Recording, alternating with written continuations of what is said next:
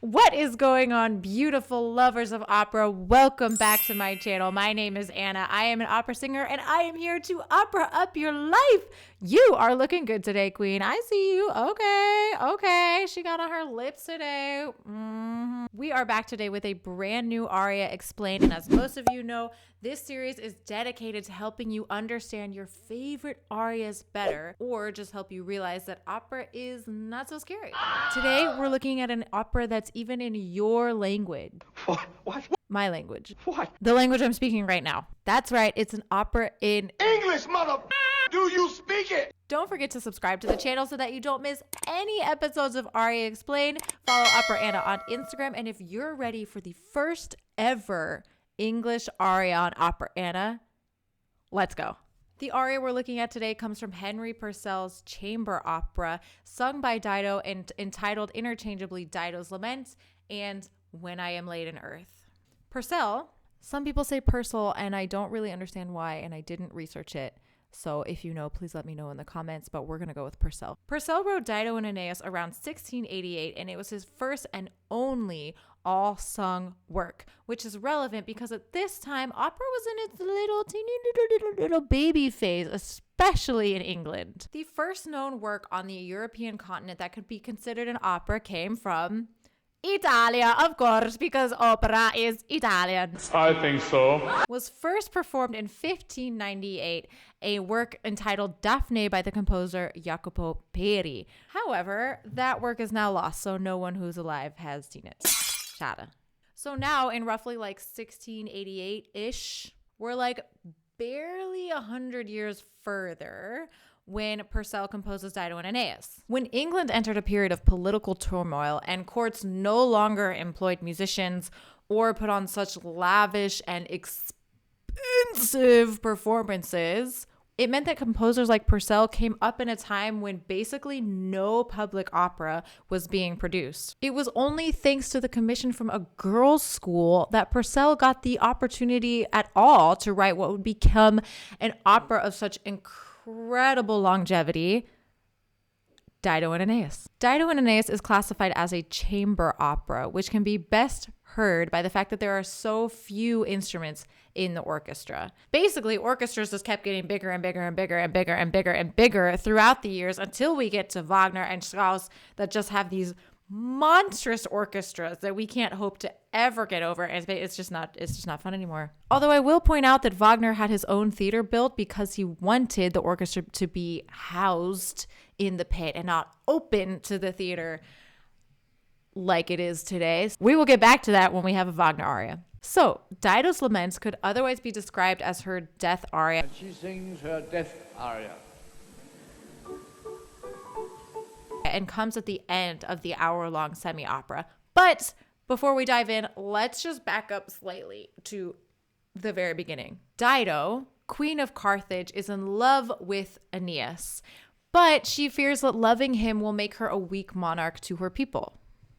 However, when Aeneas shows up and proposes, she eventually... Meanwhile, lurking in her cave is a sorceress who is plotting the downfall of the Queen of Carthage and Carthage itself. She disguises her quote-unquote trusted elf as the god Mercury, to whom she's sure Aeneas will listen when he's instructed to leave Dido and sail for Italy. So, during a hunt, Dido and Aeneas are together and everyone's enjoying themselves, happy, la la la, when they hear thunder and decide to take shelter somewhere. When who other than Mercury shows up and gets Aeneas alone, telling him to leave Italy and create a new Troy on Latin soil by command of Jove. Believing to have been instructed by Jupiter himself, Aeneas agrees. Of course he does. He has no choice, going off to prepare his departure. Dido is already back at the palace, and she and her nurse can't find Aeneas anywhere. When suddenly Aeneas returns, announcing that he will defy the gods and not leave Carthage. Stay for her. Stay for Dido. But Dido refuses. What? What ain't no country I ever heard of? She refuses and demands that he leave. which seems like fine. Okay, the gods told you to leave, so like you should probably go. But as soon as he does, she concludes that, quote, death must come when he is gone, unquote. It's me. Hi, I'm the problem, it's me. And thus begins When I Am Laid in Earth, Dido's Lament. Okay. All right.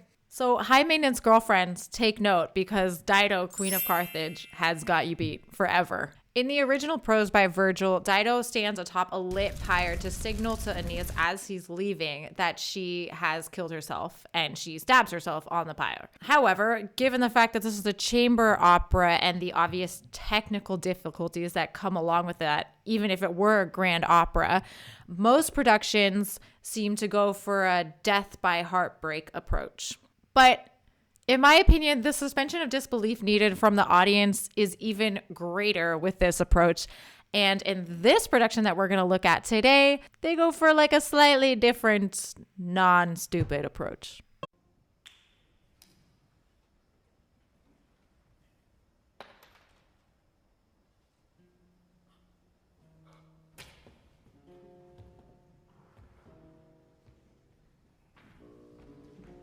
As we can see, our Dido is not going out from a broken heart, at least not only a broken heart. It's more like Juliet to her Romeo if Romeo wasn't asleep and full on abandoned her while also trying to convince her to let him stay, and going blind was the first effect of, you know what, it's nothing like Romeo. Never mind.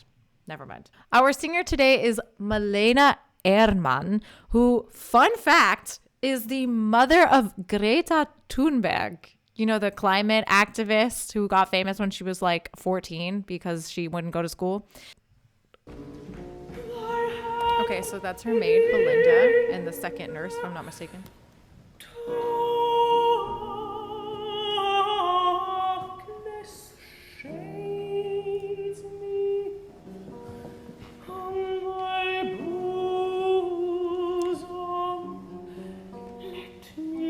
As you can see, very, very light orchestration. No orchestra, really. Just accompaniment.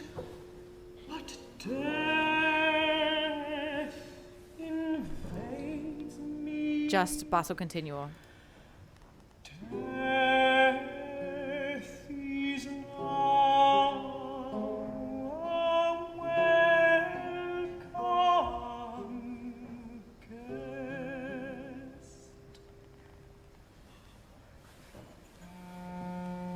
Poison taking more effects.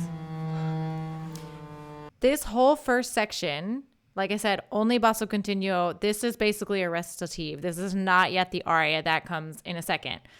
The lines between aria and recitative at this time, when Purcell is writing, are very, very blurred. Just super, super blurred. Those of you who saw the vlog I did with my brother will know how I prefer to explain my recitative. But when it sounds like they're like recitative. Very speech-like, no long held out notes. And that's essentially what we're getting here. Everything is very held out. It flows very well into the arias we're going to see.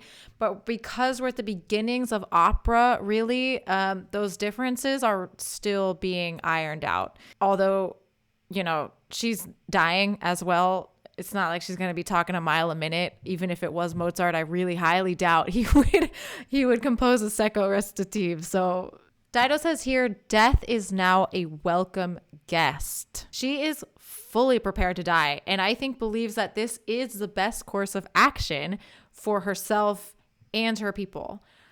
She expressed concern before at not being a good monarch by falling in love, and guess what? She allowed herself to do exactly that. Like, the circle is complete. You fucked up, babe. Sorry, bestie. You did it to yourself.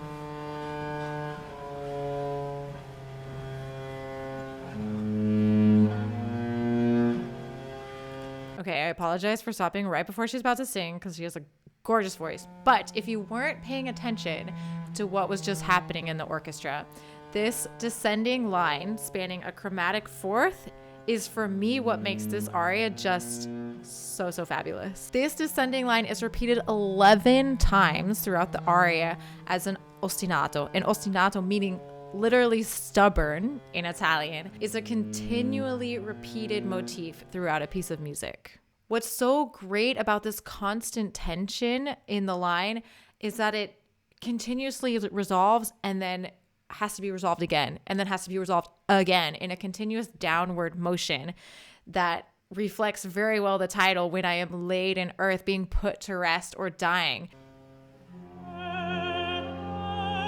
Listen very closely, you can still hear the basso continuo on its ostinato motif.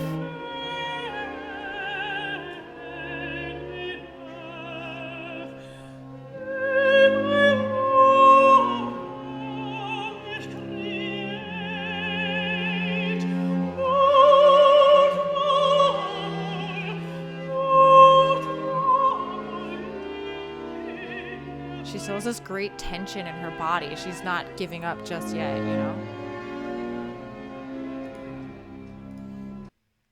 So the first lines, when I am laid in earth, may my wrongs create no trouble in thy breast. At the time of her death, Dido wishes that those left behind find only peace with what she's decided to do and with what she has done in her life. Purcell helps her to deliver this message in a technique that's called word painting. On the word laid, you'll notice that the notes go down, writing a descending line that quite literally paints the image of her being laid to rest. This basso ostinato, I realize now, can also symbolize the steady but insistent hold that death now has on her. It keeps repeating, but it has to stop somewhere, and it's only gonna end in death. We all know that. Did that feel dark? It felt dark to me. This whole aria is dark and heart-wrenching, so yes, we're going with it. Besides the chorus and the epilogue, the opera is done after this, so it's definitely not a feel-good, watch it with the fam type of piece.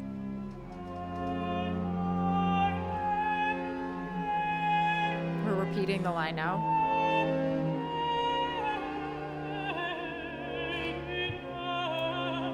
Gives her some freedom to put some ornaments in like that.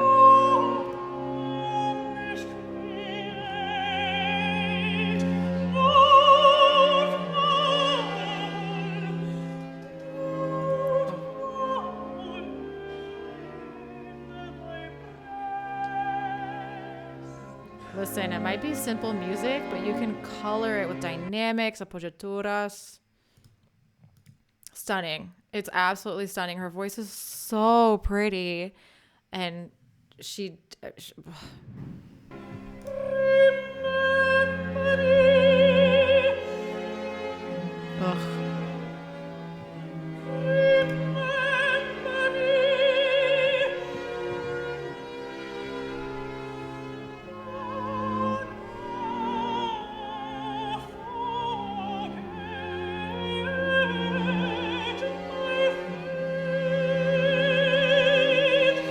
climax. It's a short aria.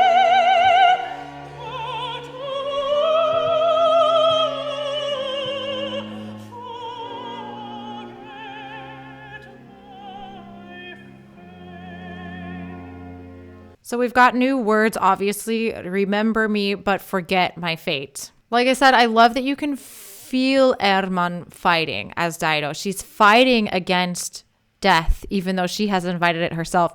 Her voice and her acting ability is just, she sells it. She sells it. That's all I can say. That remember me comes out as a sort of cry, which is exactly what it needs to be. Even though she's about to die, she has to get it out. She has to say it. And I think that's why this aria has stood the test of time, because it is just so relatable. We want to be remembered for who we are, the difference we hopefully made on the world, but not the fact that at the end of the day we are mortal, right? You can also hear the ostinato, the bass revving up under this wave of emotion. It's really death taking over at this point, which gives Herman the chance to make a very big musical choice in the second repetition. You see her make that choice to come back. Much more sottovoce.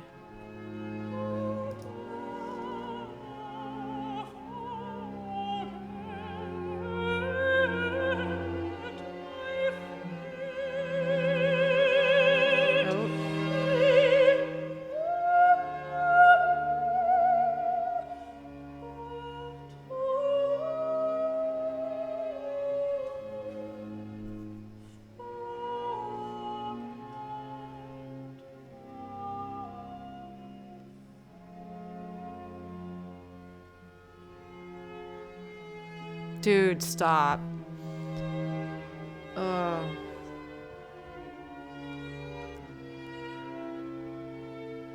We hear that ostinato continuing before the chorus comes in.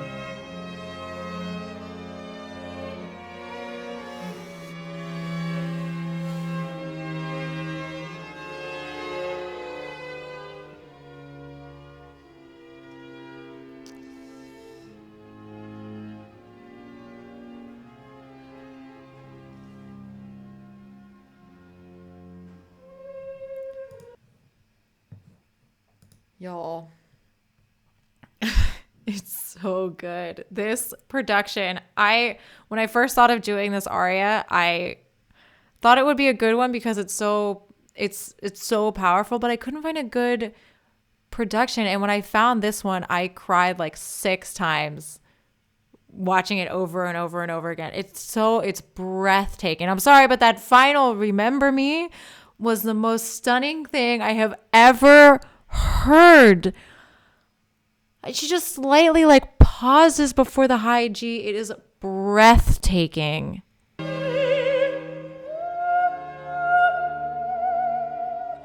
And y'all, okay, I know that soft singing feels like it should be easier, but soft singing connected to your body in that position, like fully leaning on the soprano behind her, is so fucking hard. It is so hard. All of it, not to mention all together. Like, how? I found the full performance of Dido and Aeneas with Malena Erman in Paris. So if you have a spare hour, have a listen. I'll link it in the description box below. It is gorgeous. It is gorgeous.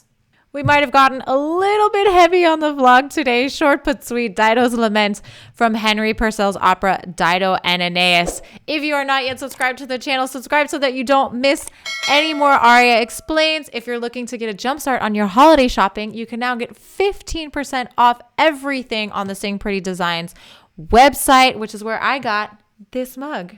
Using the code OPERAUP, you can get 15% off her entire site if you're looking for the opera lover or the opera singer in your life, or yourself, obviously, a little Christmas present to yourself so you at least know you're going to like it. Thank you so much for joining me. Let me know what you thought of the video today, what you think of Dido and Aeneas, and I will see you in the next one. Addio.